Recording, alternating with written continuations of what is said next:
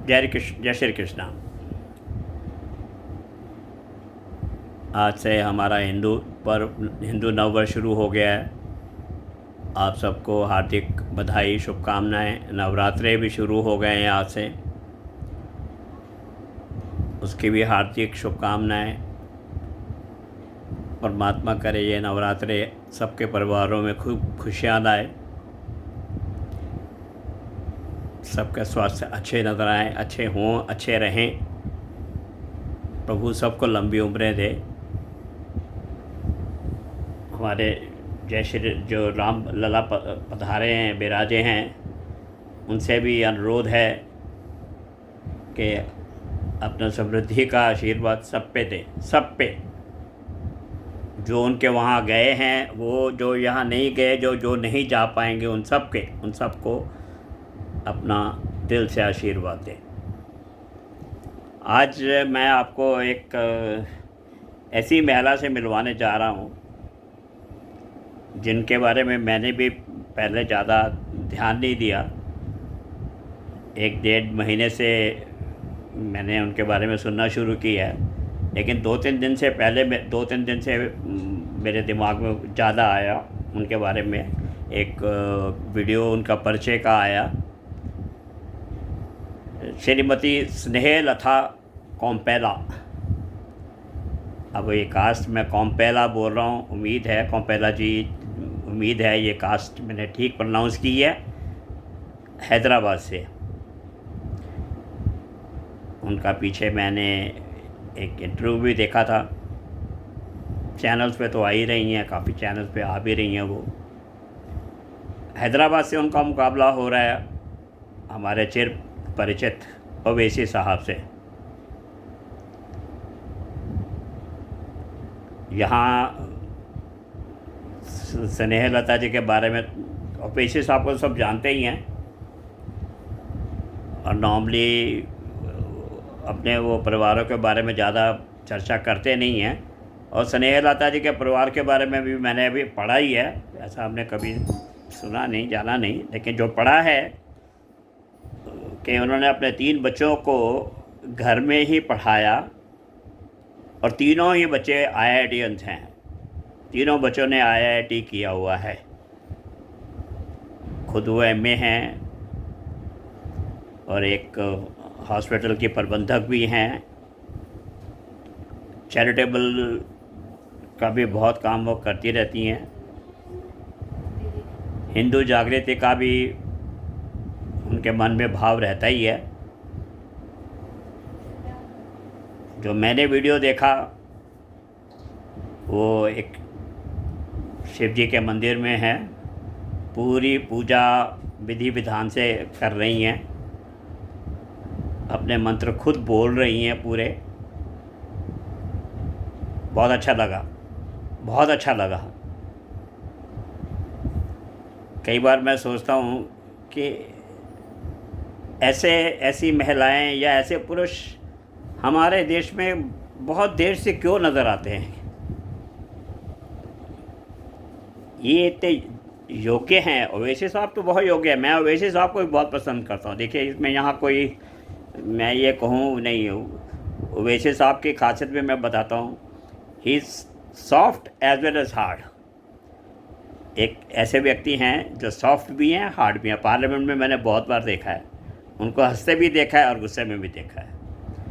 वो भी अपनी कौम के लिए बहुत पक्के हैं, और मैं समझता हूँ होना भी चाहिए। और स्नेहलता जी की तरह और बहुत लोग हैं जो हमारे धर्म के लिए, अपने धर्म के लिए भी बहुत पक्के हैं। एक ही बात मैं कह सकता हूँ कि पहले हमारे हिंदू धर्म में जागरूकता बहुत कम थी। यूँ जागरूकता को ऐसे लीजिएगा कि सब कहते ठीक है, ठीक है, ठीक है, ठीक है, सब ठीक है, सब चल रहा है, सब ठीक है, सब ठीक है। ऐसा कोई ऐसा नहीं कि नहीं हमें उसको बढ़ावा देना है, या हमें भी उसके साथ लगना है, या हमें पता होना चाहिए हम कौन हैं। हमें अपनी असली पहचान पता होनी चाहिए और अपनी असली पहचान बतानी चाहिए। जो हमारे दूसरे बंधु हैं, भाई हैं, मुसलमान भाई हैं, मेरे तो बहुत अच्छे अच्छे मित्र हैं। मैंने बोला ना, मेरे तो एक 10 साल पुराने मित्र हैं, अभी उम्रा करके भी आए हैं वो। तो वो वो लोग भी, आप जो जो अच्छे हैं वो हर जगह अच्छे हैं। आप ये एक बात मान के चलिए, जो अच्छे हैं वो हर जगह अच्छे हैं। तो लेकिन मुझे नहीं समझ पड़ती, इलेक्शन के समय आते आते आते आते ऐसा डिवाइड कैसे खड़ा हो जाता है कि वो एक पार्टी के लिए, एक तरफ कौम के लिए 5-6 पार्टियां लग जाती हैं, अपने दाव लगाना है। 5-6 पार्टियां कम से कम।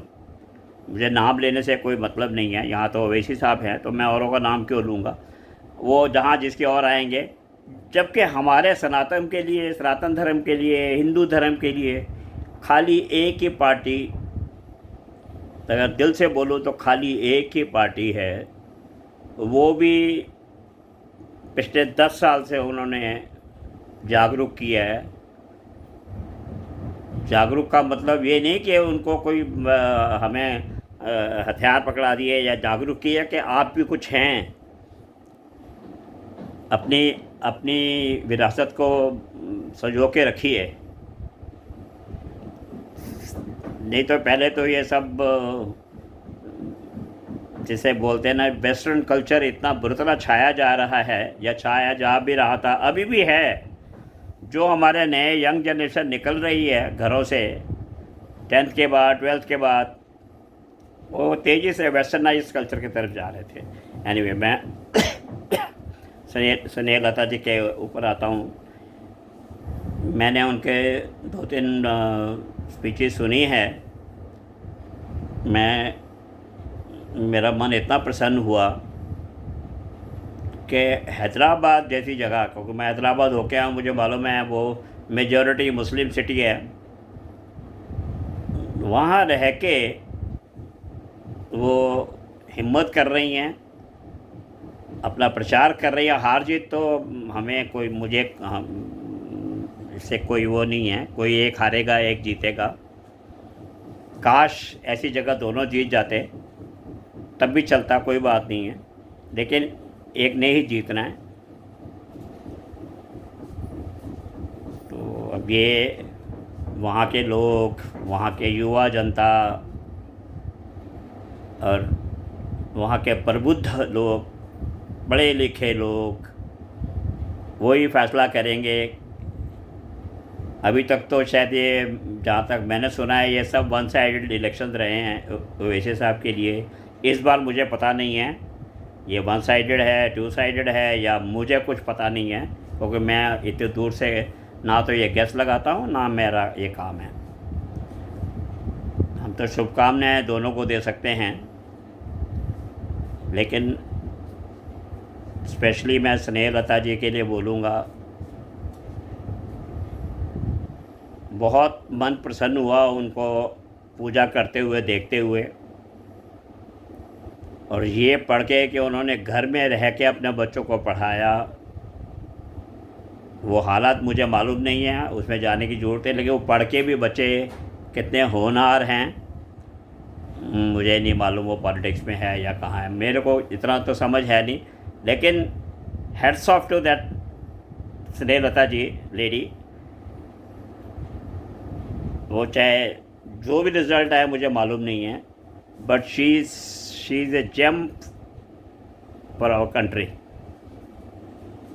वो, मुझे पूरा विश्वास है आने वाले कई सालों में बहुत योगदान देगी। मोदी साहब ने उनको कहाँ से चुना, या बीजेपी टीम ने कैसे उनको चुना, कहाँ से ढूंढ के निकाल के लाए, तो ये भी एक सोचने का विषय है। यहीं पे मैं एक बात और कहना चाहूँगा। कुछ समय पहले, कुछ साल हुआ होगा, हमारे प्रधानमंत्री जी अपने कार्यकर्ताओं को संबोधन कर रहे थे शायद। वो कह रहे थे, भाई देखो, हम जितनी मेहनत भी करें, मुसलमान कम्युनिटी ने हम बीजेपी को वोट नहीं देने हैं। लेकिन वो अपने कार्यकर्ताओं को समझा रहे थे कि हमने उनकी सेवा में कोई कमी नहीं छोड़नी है।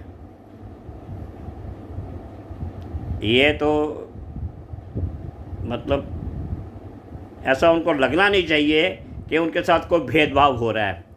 तो जितने मैं रिव्यूज़ या जो भी देखता हूँ, जितने बेनिफिट सरकार दे रही है वो शायद सबको बराबर बट रहे हैं, हिसाब से बट रहे हैं। राशन, मकान, यूरिनल, लैट्रिन, बाथरूम सबके लिए जा रहे हैं।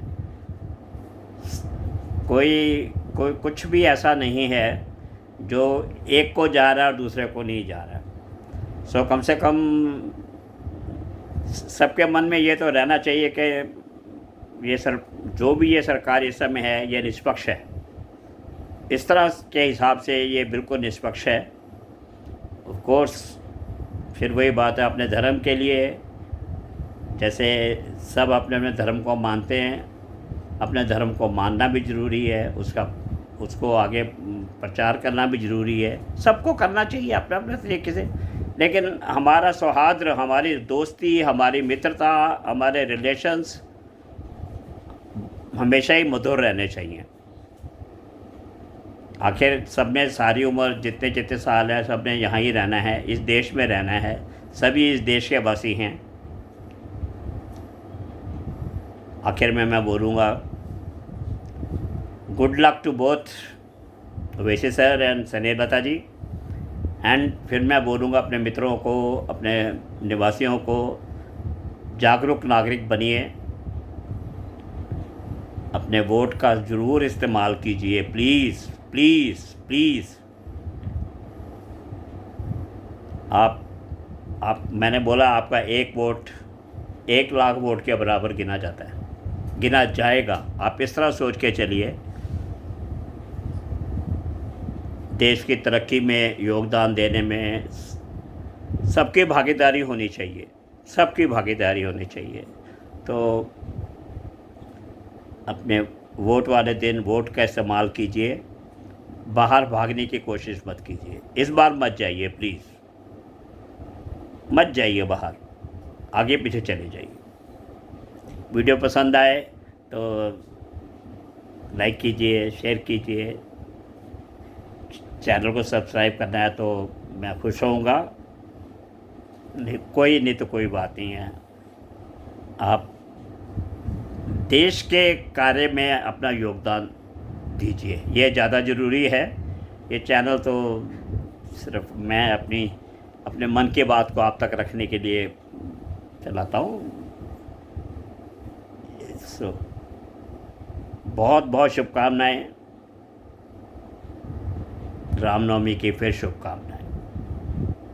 जय श्री कृष्ण।